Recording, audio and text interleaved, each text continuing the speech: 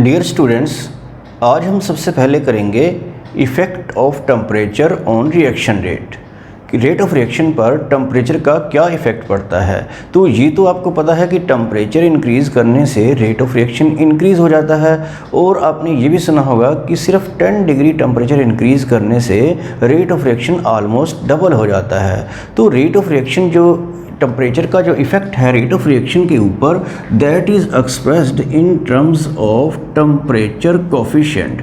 तो temperature coefficient क्या होता है ये आपको समझना है। ये होता है रेट कांस्टेंट। रेट कांस्टेंट की रेशो होती है ये एट T+10 केल्विन, और नीचे मैं लिख रहा हूँ rate constant eight T kelvin. तो किसी ये T जो है केल्विन में सपोज 300 है, तो यहाँ पर कितना होगा 310। तो ये जितने केल्विन पर ये रेट कांस्टेंट नोट किया है उससे 10 एक्स्ट्रा केल्विन पर जो रेट कांस्टेंट की वैल्यू होगी ये ऑलमोस्ट क्योंकि डबल हो जाती है, तो इसका मतलब है कि टेम्परेचर कोफिशिएंट की वैल्यू 2 आ जाएगी, क्योंकि वो इन दोनों रेट कांस्टेंट की रेशो है। तो रेट कांस्टेंट भी टेम्परेचर इंक्रीज़ करने से इंक्रीज़ होता है। जैसे रेट ऑफ रिएक्शन इंक्रीज़ होता है तो कई बच्चे सोचते हैं कि रेट कांस्टेंट की वैल्यू तो कांस्टेंट ही रहती है, लेकिन आपको ये याद रखना है कि टेम्परेचर इंक्रीज़ करने से रेट कांस्टेंट भी इंक्रीज़ होता है, और रेट ऑफ रिएक्शन तो होता ही है। तो रेट ऑफ रिएक्शन को in terms of rate constant measure कर लेते हैं कि 10 डिग्री टेम्परेचर इंक्रीज़ करने से रेट कांस्टेंट कितने टाइम्स बढ़ जाता है, उतना ही रेट ऑफ रिएक्शन भी बढ़ जाता है। तो ये 10 डिग्री के डिफरेंस पर रेट कांस्टेंट की जो रेशो है इसको बोलते हैं हम टेम्परेचर कोफिशिएंट। और टेम्परेचर कोफिशिएंट की जो वैल्यू आएगी, सपोज जैसे 2 आती है ज़्यादातर केसेस में, तो इसका मतलब होता है कि 10 डिग्री टेम्परेचर इंक्रीज़ करने से रेट ऑफ रिएक्शन या रेट कांस्टेंट 2 टाइम्स हो जाता है। तो ये ज़रूरी नहीं कि 2 टाइम्स हो, ये 3, 4, 5 टाइम्स या 6 टाइम भी रेट ऑफ रिएक्शन या रेट कांस्टेंट इंक्रीज़ हो सकता है जब हम सिर्फ 10 डिग्री टेम्परेचर इंक्रीज़ करते हैं। तो टेम्परेचर इंक्रीज़ करने से रेट ऑफ रिएक्शन इंक्रीज़ तो होता ही है, तो वो किस वजह से होता है ये आपको स्टडी करना है। तो पहले आपको एक बार बताया गया था पिछले लेक्चर में कि रेट ऑफ रिएक्शन जो है वो हमने इस तरह से जो है डिफाइन किया था। ये था कोलिजन फ्रीक्वेंसी और F था इफेक्टिव कोलिजन। इफेक्टिव कोलिजन की बजाय यहाँ पे मैंने बोला था fraction of molecules whose collisions are effective. Fraction का मतलब ये बताया था कि कितने में से कितने कोलिजन इफेक्टिव हैं। जैसे 100 में से मान लीजिए 60 कोलिजन इफेक्टिव होते हैं, तो ये एक फ्रैक्शन आ जाता है इस तरह से जो इफेक्टिव कोलिजन को रिप्रेजेंट करता है। आपको ये भी पता है कि कोलिजन वही इफेक्टिव होते हैं जिनकी एनर्जी एक पर्टिकुलर वैल्यू, जिसको हम थ्रेशोल्ड एनर्जी बोलते थे, उससे ज़्यादा हो तभी उनके कोलिजन मॉलिक्यूल्स के प्रोडक्ट बना सकते हैं। तो अभी हमें स्टडी करना है कि rate of reaction temperature increase करने से जो इंक्रीज़ होता है तो वो किस किस वजह से हो सकता है। तो इसमें 2 फैक्टर जो हम आपको बताएंगे तो वो आप नोट कर लीजिए। एक तो पहला ये इससे रिलेटेड होगा कोलिजन फ्रीक्वेंसी से, और दूसरा होगा इफेक्टिव कोलिजन से। तो ये 2 फैक्टर हमें डिस्कस करने हैं, तो वो कौन कौन से हैं। तो फर्स्ट है रीज़न उसका इंक्रीज़ इन कोलिजन फ्रीक्वेंसी, और दूसरा रहेगा इफेक्टिव कोलिजन। तो एक एक करके हम इन दोनों फैक्टर्स को डिस्कस कर लेते हैं। तो फर्स्ट फैक्टर है इंक्रीज़ इन कोलिजन फ्रीक्वेंसी। तो जब हम टेम्परेचर इंक्रीज़ करते हैं तो मॉलिक्यूल्स की वेलोसिटी बढ़ जाती है, वो उनकी मूवमेंट ज़्यादा हो जाती है, तो उनकी कोलिजन फ्रीक्वेंसी भी इंक्रीज़ हो जाती है। तो कोलिजन फ्रीक्वेंसी टेम्परेचर पर किस तरह से डिपेंड करती है ये आपको पता होना चाहिए कि कोलिजन फ्रीक्वेंसी, जैसे ये इसको हम Z से रिप्रेजेंट करते हैं, ये टेम्परेचर के डायरेक्टली प्रोपोर्शनल तो होती है, लेकिन ये डेरिवेशन है यहाँ पर सिलेबस में नहीं है कि ये आपको याद रखना है कि ये टेम्परेचर के स्क्वायर रूट के डायरेक्टली प्रोपोर्शनल होती है कोलिजन फ्रीक्वेंसी। तो टेम्परेचर इंक्रीज़ करने से कोलिजन फ्रीक्वेंसी इंक्रीज़ होती है, लेकिन कितना इंक्रीज़ होती है ये देखने के लिए हम थोड़ा सा रफ वर्क करेंगे। यहाँ पर एक कांस्टेंट लगा देंगे, सपोज मैं B कांस्टेंट लगा देता हूँ, और ये Z1 है कोलिजन फ्रीक्वेंसी किसी पर्टिकुलर टेम्परेचर पर। तो किसी दूसरे टेम्परेचर पर जो कोलिजन फ्रीक्वेंसी होगी उसको मैं ऐसे T2 सपोज कर लेता हूँ और दोनों को डिवाइड कर देता हूँ यहाँ पर, तो वो T2/T1 ऐसे स्क्वायर रूट हो जाएगा। तो इसका मतलब 2 डिफरेंट टेम्परेचर पर कोलिजन फ्रीक्वेंसी की जो रेशो है वो हम कैलकुलेट कर देते हैं। तो कोलिजन फ्रीक्वेंसी एट 310 और कोलिजन फ्रीक्वेंसी एट 300। तो हम मेनली ये देखना चाहते हैं कि 10 डिग्री टेम्परेचर इंक्रीज़ करने से कोलिजन फ्रीक्वेंसी कितने टाइम्स बढ़ जाती है। तो यहाँ पर जो T2 टेम्परेचर है ये हमने 310 लिया है केल्विन में, और नीचे वाला T1 जो है वो 300 है। तो इनका स्क्वायर रूट जो होगा उसके इक्वल इन दोनों कोलिजन फ्रीक्वेंसी की रेशो रहेगी। तो इसको आप सोल्व कर लीजिए तो ये अप्रोक्सीमेटली 1.016 आ जाता है। तो इसका मतलब ये हुआ कि जब हम 10 डिग्री टेम्परेचर इंक्रीज़ करते हैं तो कोलिजन फ्रीक्वेंसी 1.016 टाइम्स इंक्रीज़ होती है। तो डबल तो नहीं होती है। तो इसका मतलब ये हुआ कि जो 10 डिग्री टेम्परेचर इंक्रीज़ करने से रेट ऑफ रिएक्शन इंक्रीज़ होता है, that is not due to the increase in collision frequency. तो वो कोलिजन फ्रीक्वेंसी की वजह से तो नहीं है, तो वो दूसरे फैक्टर उसमें जो है वो एप्लीकेबल हो सकता है। तो उसको हम आगे देखते हैं। सेकंड फैक्टर है इफ़ेक्टिव कोलिजन। तो आपको पता है कि कोलिजन वही इफेक्टिव होते हैं जिनके पास एनर्जी एक पर्टिकुलर वैल्यू से ज़्यादा हो, और उसको बोलते हैं थ्रेशोल्ड एनर्जी। तो 10 डिग्री टेम्परेचर इंक्रीज़ करने से कोलिजन किस हद तक इफेक्टिव पहले से ज़्यादा होंगे या नहीं होंगे, ये आपको एक ग्राफ से समझना है। तो हम इधर number of molecules whose collisions are effective, तो नंबर ऑफ मॉलिक्यूल इधर हैं और एनर्जी को हम इधर प्लॉट कर रहे हैं। तो ये ग्राफ आपको ध्यान से समझना है। तो इसमें क्या है कि कम एनर्जी के मॉलिक्यूल्स भी बहुत कम होते हैं और ज़्यादा एनर्जी के मॉलिक्यूल्स भी कम होते हैं। तो किसी पर्टिकुलर टेम्परेचर पर ये ग्राफ कैसे आता है तो वो मैं आपको बता देता हूँ बनाकर, कि इस तरीके से ये ग्राफ आ जाता है। सपोज़ ये हमने T केल्विन पर बनाया है। तो ये किस तरीके से है कि मीडियम सी जो एनर्जी होती है वो ज़्यादा नंबर ऑफ मॉलिक्यूल्स पोजेस करते हैं, और बहुत कम एनर्जी वाले मॉलिक्यूल्स भी कम ही होते हैं, और बहुत ज़्यादा एनर्जी वाले मॉलिक्यूल्स भी कम होते हैं। तो ये ज़्यादा एनर्जी वो है जो थ्रेशोल्ड एनर्जी जिसे आप बोलते हैं, इससे ज़्यादा एनर्जी वाले मॉलिक्यूल ही प्रोडक्ट बनाते हैं। तो जैसे क्लास में मेरिट वाले बच्चे भी कम होते हैं और फेल होने वाले बच्चे भी कम होते हैं, और एक मीडियम सी परसेंटेज रखने वाले नंबर ऑफ़ स्टूडेंट सबसे ज़्यादा होते हैं, तो उसी तरह से नंबर ऑफ़ मॉलिक्यूल्स इधर हैं और एनर्जी जो है हमने इधर एक्स एक्सिस पे प्लॉट की है।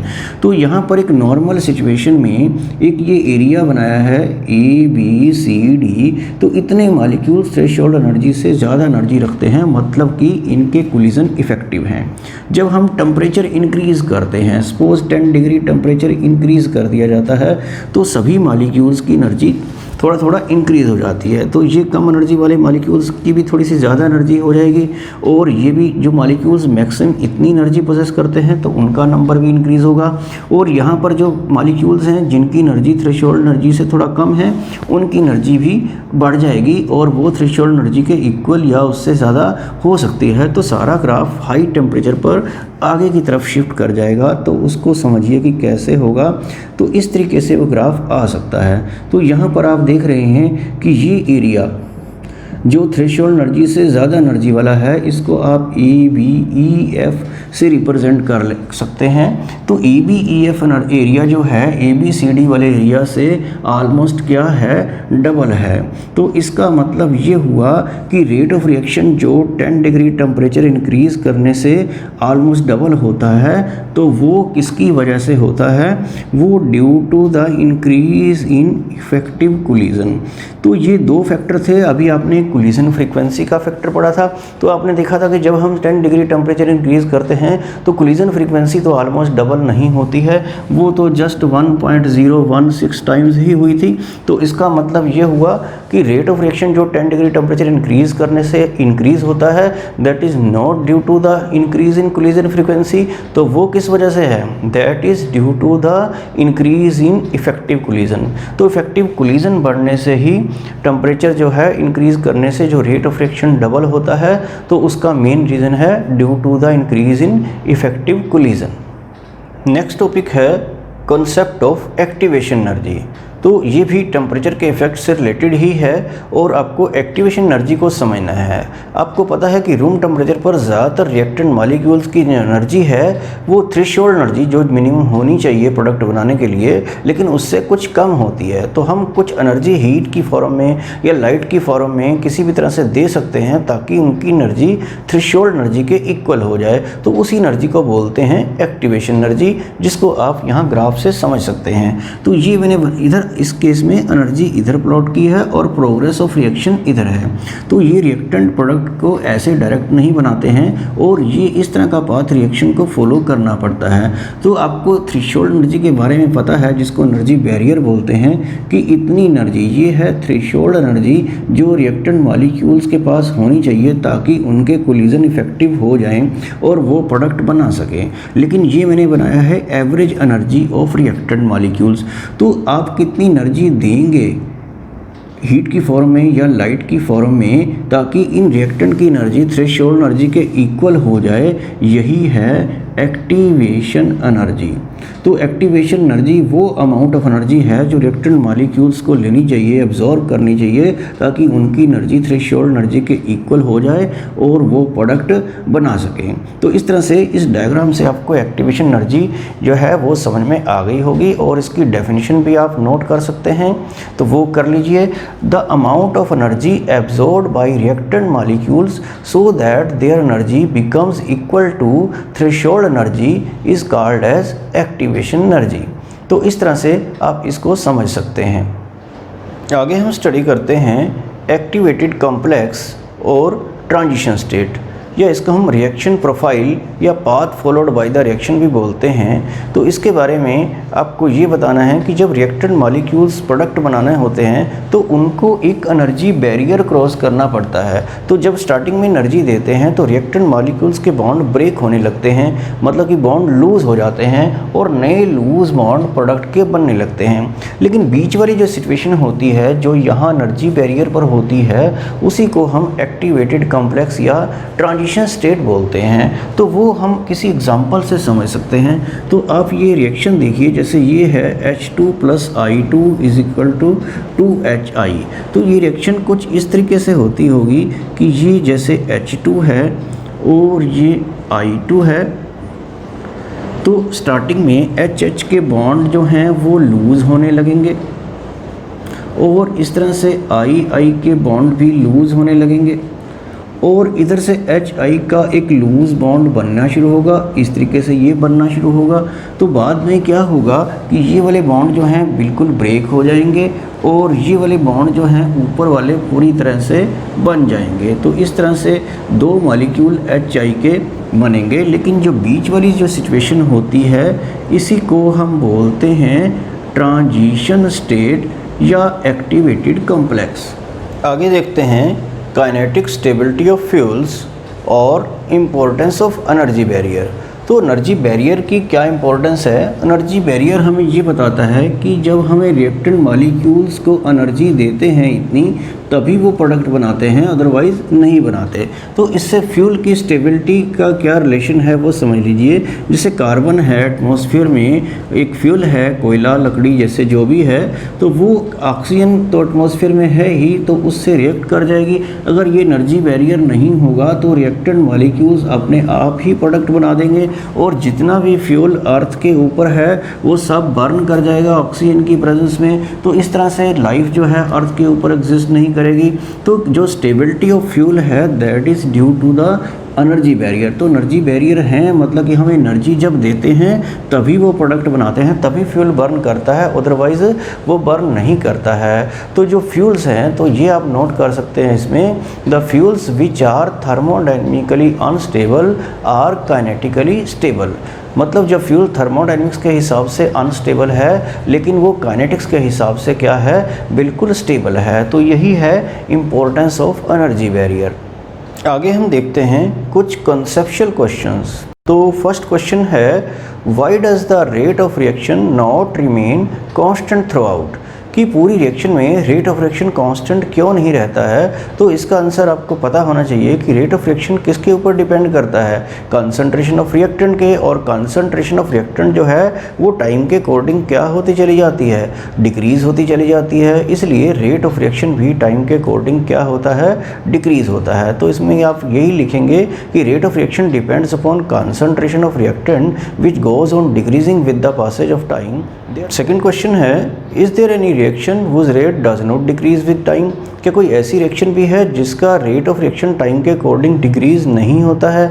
तो उसका आंसर है जीरो ऑर्डर रिएक्शन। तो जीरो ऑर्डर रिएक्शन में आपको पता है कि rate of reaction does not depend upon concentration of reactant, तो उसका जो रेट ऑफ रिएक्शन है टाइम के अकॉर्डिंग डिक्रीज नहीं होता है। नेक्स्ट क्वेश्चन है, why the reaction of higher order are rare? तो बहुत ज़्यादा ऑर्डर की रिएक्शन बहुत रेयर होती है, मतलब बहुत कम होती हैं। तो इसका आंसर ये है कि इस बात के चांसेस बहुत कम हैं कि बहुत सारे रिएक्टेंट मॉलिक्यूल एक साथ कोलाइड करें। तो क्योंकि रिएक्शन तभी होती है जब बहुत सारे मॉलिक्यूल एक साथ कोलाइड करते हैं, तो वो इस बात की प्रोबेबिलिटी बहुत कम है, चांसेस बहुत कम हैं कि बहुत सारे मॉलिक्यूल साइमल्टेनियसली एक साथ एक ही वक्त पे कोलाइड कर जाएं। तो इसलिए बहुत ज़्यादा ऑर्डर की रिएक्शन बहुत ज़्यादा नहीं होती है, बहुत कम नंबर में होती हैं। नेक्स्ट क्वेश्चन है, वाई बॉइलिंग ऑफ एग और cooking of rice in an open vessel takes more time at hill station? तो हिल स्टेशन पे अगर आप ओपन वेसल में एग बॉयल करते हैं या राइस बनाते हैं तो वो बहुत ज़्यादा टाइम लगता है उसमें। तो ऐसा क्यों होता है? तो इसको आपको बॉइलिंग पॉइंट तक हीट करना पड़ता है, और बॉइलिंग पॉइंट आपको पता है कि वो टेम्परेचर होता है जिस पर रेट जो टेम्परेचर जब हम इंक्रीज़ करते हैं किसी वेसल में किसी लिक्विड का या वेजिटेबल का, तो जिस टेम्परेचर पर वो एटमॉस्फेरिक प्रेशर के इक्वल हो जाता है वही उसका क्या होता है, बॉइलिंग पॉइंट होता है। वेपर प्रेशर इंक्रीज़ होते होते एटमॉस्फेरिक प्रेशर के इक्वल हो जाता है जिस टेम्परेचर पर, तो वो उसका क्या होता है, बॉइलिंग पॉइंट। जैसे प्योर वाटर का बॉइलिंग पॉइंट कितना होता है, 100 डिग्री सेल्सियस। लेकिन हिल स्टेशन पे एटमॉस्फेरिक प्रेशर जो है वो लो होता है, तो वाटर जो है बहुत जल्दी बॉयल कर जाता है, मतलब 100 से पहले ही बॉयल कर जाता है, सपोज 95 पे कर जाता है। तो टेम्परेचर डिक्रीज़ होने से, बॉइलिंग पॉइंट डिक्रीज़ होने से रेट ऑफ रिएक्शन जो है, जो प्रोसेस है वो भी क्या हो जाएगी, स्लो हो जाएगी। तो इसलिए वहाँ पर कुकिंग में ज़्यादा टाइम लगता है। तो इस तरह के कॉन्सेप्चुअल क्वेश्चन जो यूनिट 4 में हैं तो वो भी आपको बुक से रीड कर लेना है।